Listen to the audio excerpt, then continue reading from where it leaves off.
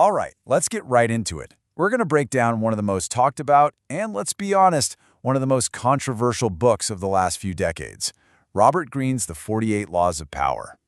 You've probably heard of it. I mean, since it came out back in 1998, this thing has become a total cultural phenomenon.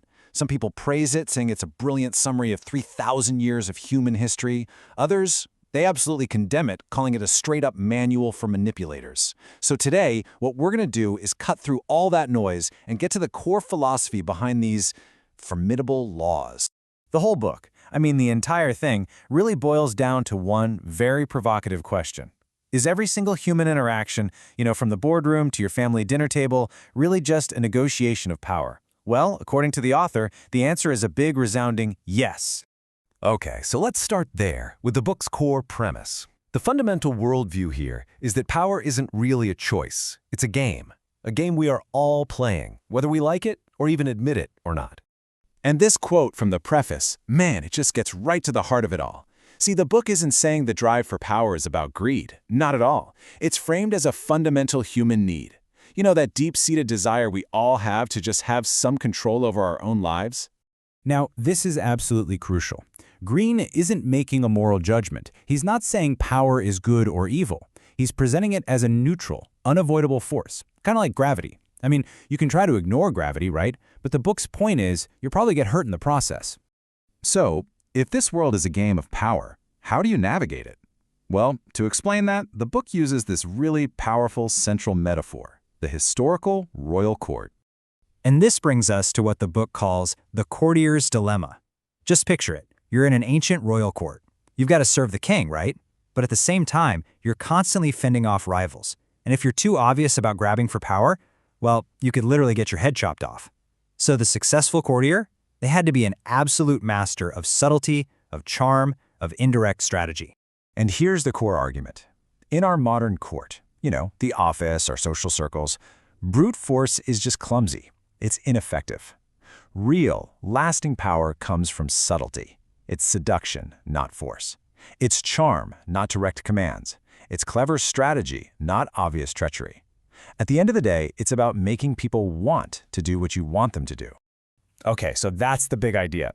But how does this philosophy actually translate into practice? Let's take a look at 3 specific laws from the book, just to get a feel for the rules of this game. First up, law number 1. This one really sets the foundation for that whole courtier mindset we were just talking about. Here it is. Never outshine the master. This is a total classic, especially if you've ever worked under a boss, a manager, a mentor, anyone in a position above you. Now, the logic here is a little counterintuitive, but it's critical. Your first instinct is probably to impress your superiors with how talented you are, right? But the book warns that if you shine too brightly, you're not going to inspire admiration. You're going to inspire fear and insecurity.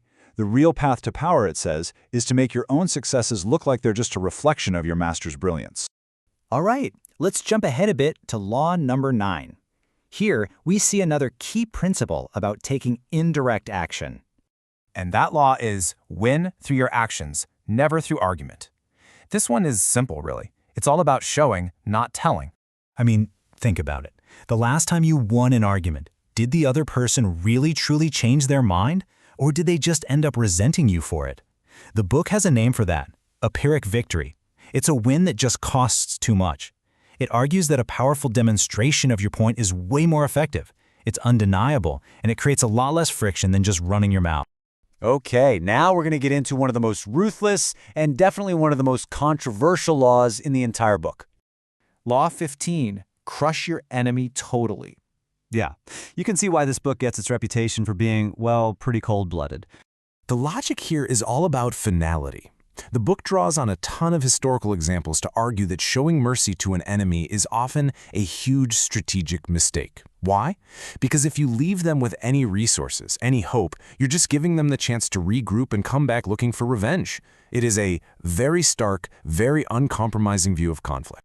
All right, so after hearing a law like that, it's pretty easy to see why this book is so controversial, right? And that brings us to what might be the most important question of all. So is this book a guide for sociopaths? Is it really just a cynical handbook on how to manipulate and dominate everyone around you? Look, it's a totally fair question. And what's interesting is, The book's own preface has a pretty fascinating answer. The book itself argues that all this knowledge is just a neutral tool. Think of it this way. You can use it offensively, as a weapon, or you can use it defensively, as a shield to recognize these tactics when other people try to use them against you. The author's point is that just ignoring the game doesn't mean you're not playing, it just means you're unprepared. And then it makes this really provocative claim that the people who most loudly say they reject the idea of power are often the most skillful manipulators of all. So in the end, the book doesn't give you a moral compass. It's not trying to tell you what's right or wrong. It just hands you a map of the territory. It says, here's the world, it's a constant game of power. Here are the rules as we see them. And then it just leaves you with this one final provocative thought. Now that you know the rules, how will you play the game?